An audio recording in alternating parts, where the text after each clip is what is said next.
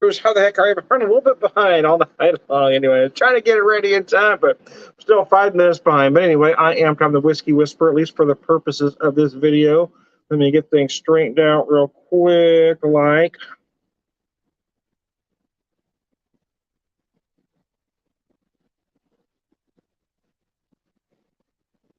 And now we're in business. Anyway, so yes, how the heck are you? I am Tom the Whiskey Whisperer. I've got two versions of, well, two cocktails.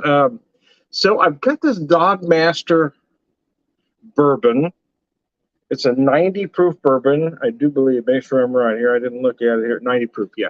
It is a young bourbon, but it is crafted impeccably well. So I've got it served as an old fashioned, and I kind of do that with a bit of a wink and a nod, if you will, because I'm going to show you that there's not much between many cocktails. There's not a lot of difference between them. For instance, this particular cocktail has the bourbon. It has some simple syrup, and it has some rhubarb bitters. This is why I'm calling it an old fashioned. However, the simple syrup isn't just a simple syrup. The simple syrup also has some lemon in it. It has some lime in it. It has some orange zest in it. It also has some mint. So I can use the same simple syrup to do a version of a whiskey sour if I so desired. However, if I left the simple syrup out altogether, I could add sweet vermouth, and all of a sudden my drink is a Manhattan. So anyway, a lot of classic cocktails are that way. It's just a matter of one ingredient. So for this particular cocktail, it is an old fashioned. I've got the simple syrup. I've got the rhubarb bitters. Rhubarb bitters. Right? I hadn't seen these. I'm always looking for different bitters. I had a friend a year ago or so mentioned black walnut bitters to me, so I found them and I love them. Now he's mentioned black cherry. I have cherry bitters, but he mentioned black cherry bitters. But I couldn't find black cherry bitters. Even at the great big liquor store, the great big liquor store in Kansas City. However, at a tiny liquor, well, not tiny, but large for the city it's in, but a not very large liquor store in Clinton, Missouri, they have these rhubarb bitters, which I haven't seen before. So I went ahead and picked them up. So that adds something different. So that's what this particular cocktail has. It has this. I've got 2.5 ounces of the bourbon, the Dog Master bourbon out of Columbia, Missouri. I've got a couple dashes of the rhubarb bitters, probably 3 or 4 to be honest with you, and I've got 1 ounce of my homemade simple syrup. And I've got the drink served straight up. So here's the thing. Traditionally, an old fashioned, or for the most part, an old fashioned can be served straight up, but it is typically served on the rocks. I'm just a guy that loves a straight up cocktail. So almost every cocktail you see me do is going to be served straight up. There are some you will see me do an old fashioned from time to time on the rocks, um, even a whiskey sour, but I do enjoy a straight up cocktail. So both cocktails I've got going on tonight, which are typically served on the rocks in your favorite bar or restaurant, I'm serving them straight up because I'm just not a fan of ice in my drink.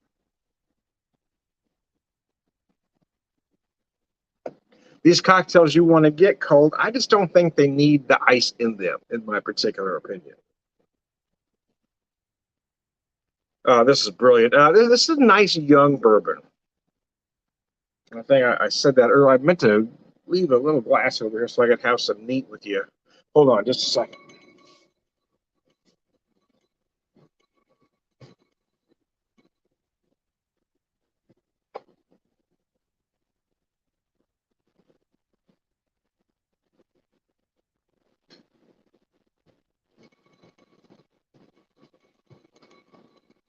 Apologize for leaving an empty screen there, but anyway, I wanted to have some of this neat. It's been a long time since I've had this whiskey neat, so I'm going to pour a little bit, about an ounce ish, in a nosing glass or a Glencairn, if you will.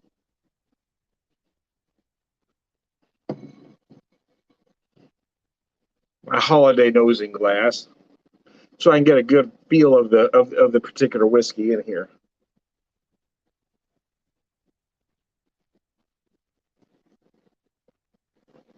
Oh my gosh, I love this whiskey. Oh, it's good. Wow. It does have a lot of sweetness. I'm just gonna hit the maple in there, right? A little maple, a little brown sugar. I think it does lend itself well to a cocktail. A few years ago, I was at the distillery there in Columbia, Missouri. The first day I was there, I had a Manhattan because I love a Manhattan. But the second day I showed up, I tried a Boston Sour because, quite frankly, I hadn't had one before. Boston Sour uses an egg white on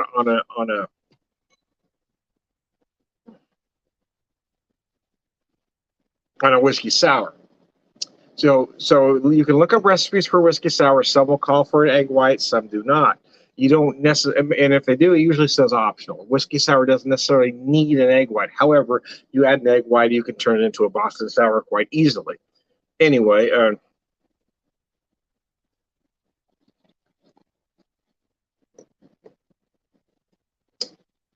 biscuits, that's good. Oh, I love that cocktail. I drink some of this neat here while I kind of get a feel for it.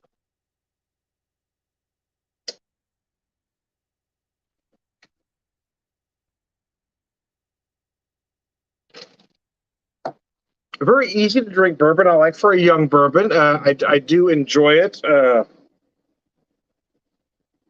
But I do believe because it is young bourbon, it does lend itself well to a cocktail, whether you're making a Manhattan, an old fashioned, or a whiskey sour, or a Boston sour.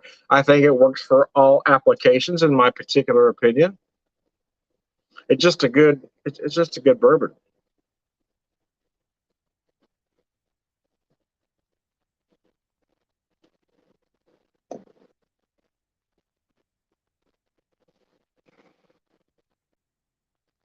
Oh, mercy, Percy. And there's, I just feel like I had a hit of maple in it. Just a touch of maple, baby. anyway, anyways, I digress. So my garnish, what's your garnish, Tom? Well, I've done a couple things here. I'm using the Collins candied orange twist, and again, I found this at that small liquor store in Clinton, Missouri. At the big liquor store in Kansas City, I did pick up these Woodford Reserve cherries. Now, if you're one of those that think you have to use a Marasca cherry to make an old fashioned or a Manhattan, hey, there's nothing wrong with that. But here's the thing. Here's the thing. Marascas are about 25 bucks a jar these days. These Collins, which are it's still a dark cherry. If I didn't tell you it was a Collins and not a Marasca, you would not know the difference. Uh, this was $10 a jar. So if you want to spend $25 a jar, so you can have the right the right cherry to show on camera. Hey man, or to your your cocktail party at your house. If it means that much to you, okay. I'm all about saving a buck. These cherries are just as good for a whole lot less, man. Or the Luxardos. Some people think the Luxardo is the main cherry, and they've been known to be. They get there about $25 a jar. I meant to say, um, but it really is the Marascas that are the original Manhattan cherry, the Marascas.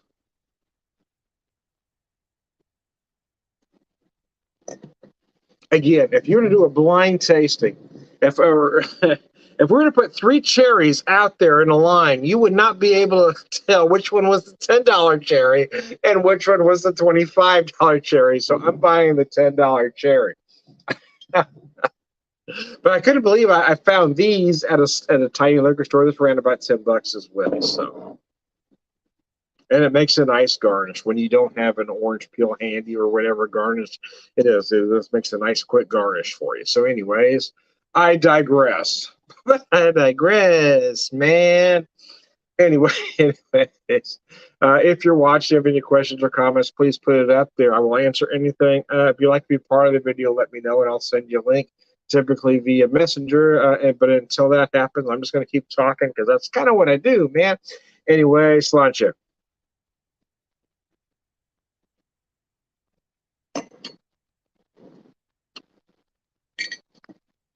Okay, so I added the bitters to that. We turned a drink into an old fashioned. This is almost the same cocktail, the same simple syrup, without the without the bitters. So it's a whiskey sour, but it's a straight up whiskey sour. So here we go.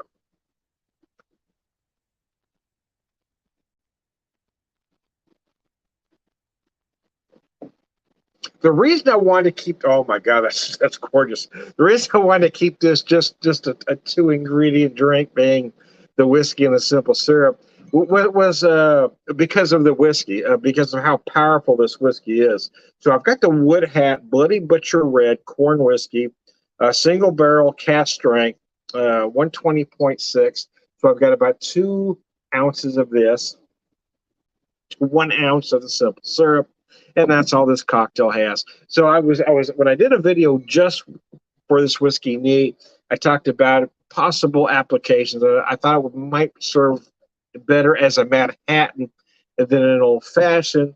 But then I started thinking, let's try it as a. Let's just use the. I don't want to put the bitters in there. I just want to use that simple syrup with the corn whiskey, and let's see what we got.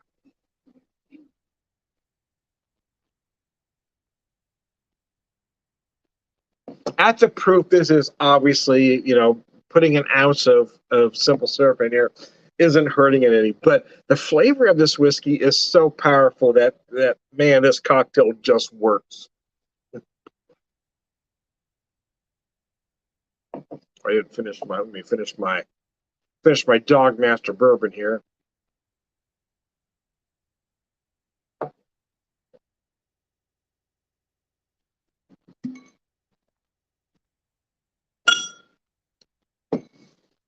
Oh.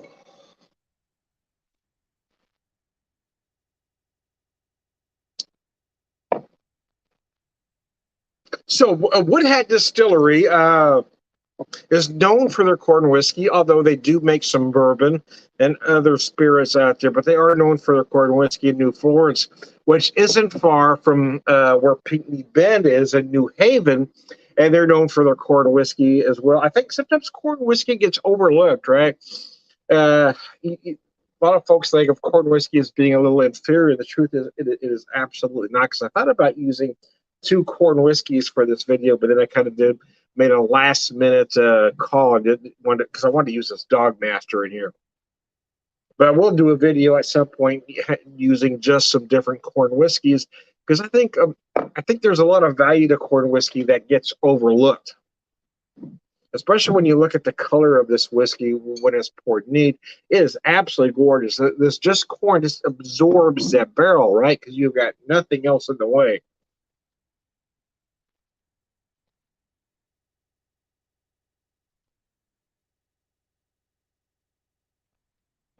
So here which is one of the reasons I wanted to do just the corn whiskey with just the simple syrup and see what happened. And oh my gosh, it is absolutely gorgeous. Oh, biscuits and gravy, that's good. That's good, man. I don't care who you are. That's tasty. That's good, man. Yeah, man, that's just beautiful. They're beautiful, babe. Don't ever change. Reliving my youth all in one paragraph there, or one sentence. KMET, there was a station called KMET way back when, 70s to the 80s, that I listened to almost solely. There was another big station out there at the time, KLOS. I think that, I don't know if they're still running. I know KMET went out of business about the mid to late 80s due to some bad management. But as far as the DJ material was, oh my gosh, they had some great folks over there, led by the legendary Jim Ladd, who is arguably the best DJ ever. But they also had the burner Mary Turner. They had Cynthia Fox. They just had some amazing DJs over at KMET.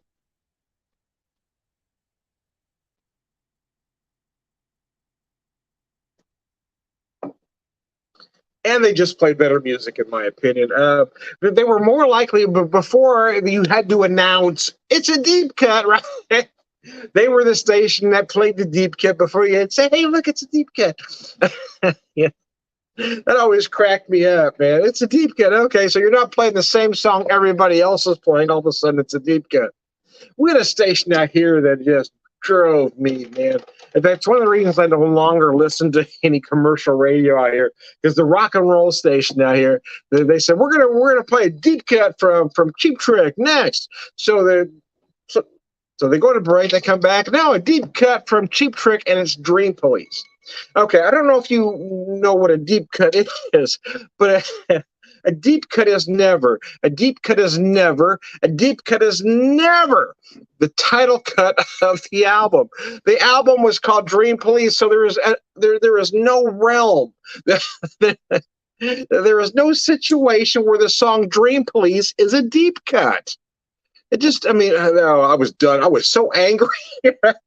I think it was, I don't know, that might have been like 2009, 2010 when I first got on Facebook, and I used all the characters they allowed me to use. I was so pissed off. They called Dream Police a deep cut when they could have played Come On, Come On, when they could have played Southern Girls, when there were so many great Cheap Trick deep cuts they could have played, and they played the title cut to an album and called it a deep cut. Oh, that shit rubbed me all sorts of wrong. My wife, who cares almost nothing about music, had to listen to me drone on for at least 20 minutes, if not longer, not caring what I said, but trying to humor me. I was visibly shook. How can you call this a deep cut? It is a title cut to the album. A title cut to the album is never a deep cut. I was angry. Anyways, I digress. But yeah. But what I was saying, I strayed from my initial point, was there was a time when radio stations actually played songs that weren't on the top 40 playlist. It was before they had to be announced as deep cuts, and KMET was one of those stations, which is why I listened to them, because they would play songs that nobody else was playing. And then all of a sudden you had to announce, oh, we got a deep cut. Okay, great. You're not playing Walk This Way. We got a deep cut from Aerosmith. We're not playing Walk This Way. Okay. We got a deep cut from AC/DC. Okay, so it's not gonna be Back in Black. Oh, mercy.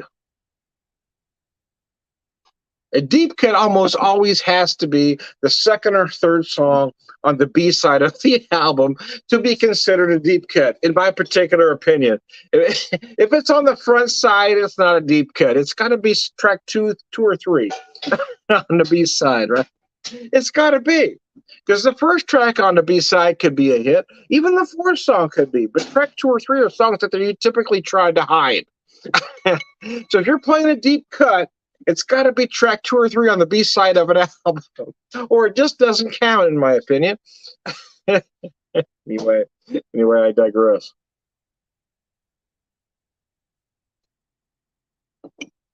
That was a bit of an exaggeration. For those of you that are going to take me literally and look up every B side track 2 or 3. No, Tom, this is a deep. Okay.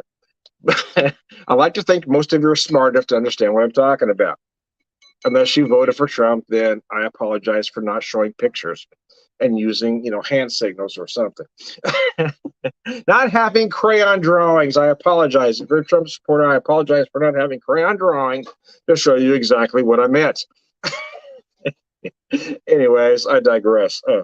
But I digress, man. So let me show you this one more time before I end this. Before I end it all, man. Before I end it all. Wood Hat, New Florence, Missouri, known for their corn whiskey, although they do other things. Bloody Butcher Red. This stuff is just absolutely gorgeous. I love single corn varieties when they do them. Oh my gosh. So anyway, especially when they're heirloom. I am Tom the Whiskey Whisperer. I'm going to show you the Dog Master one more time as well. This is a great little distillery out of Columbia, Missouri. I had the privilege of visiting them once, and they are just amazing people out there. I haven't had a chance to get to Wood Hat yet, so they are on my list. I am Tom the Whiskey Whisperer, Whiskey Evangelist, prolific whiskey drinker, purveyor of wisdom, man. Excuse me, I had a burp stuck. Sorry about that, man. I'm glad you don't have smell-o-vision. That would have been awful.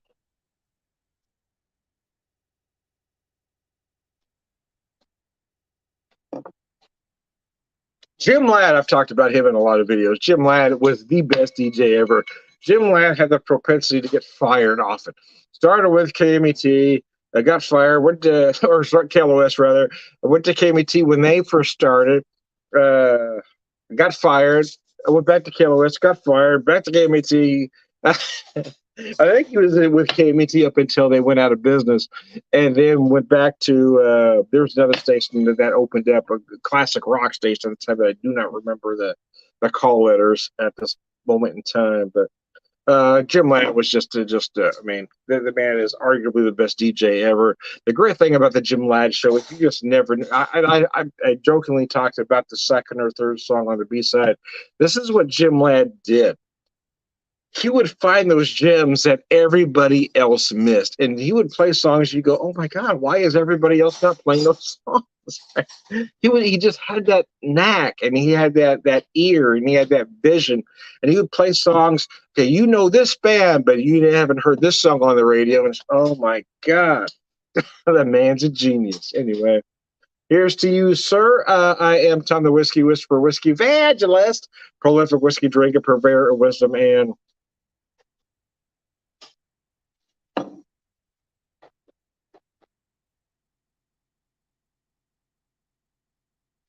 all around good guy. Slunch you.